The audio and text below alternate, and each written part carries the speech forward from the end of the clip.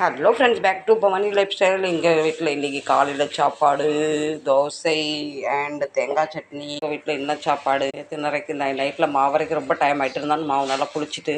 சப்பாத்திக்கு என்ன சப்ஜினா ப்ரௌன் மூங், உருளைக்கிழங்கு, சிம்லா மிர்ச் போட்டு ஒரு சப்ஜி. சாயா ரெடி ஆகிட்டு குடிக்க டைம் இல்லை. நேற்று வச்ச கார சட்னி. இப்போ நம்ம தோசை முறுமுறுன்னு ரெடி ஆகிவிட்டாரு. வாங்க அனைவரும் தோசை சாப்பிடலாம். இப்போ இந்த 2 குட்டி தோசைக்கு சாமிக்கு.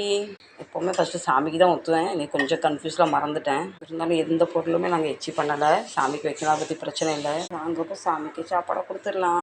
எனக்குன்னு ஒரு கப் டீ போட்டேன். இவர் என்னைக்கு இல்லாமல் அதிசயமாக எனக்கு கொஞ்சம் டீ தானு கேட்டார். அவருக்கு பாதி கொடுத்தாச்சு. ஊற்றும் போத கொஞ்சம் சிந்திட்டு அப்படி தான். வாங்க டீயை குடிக்கலாம்.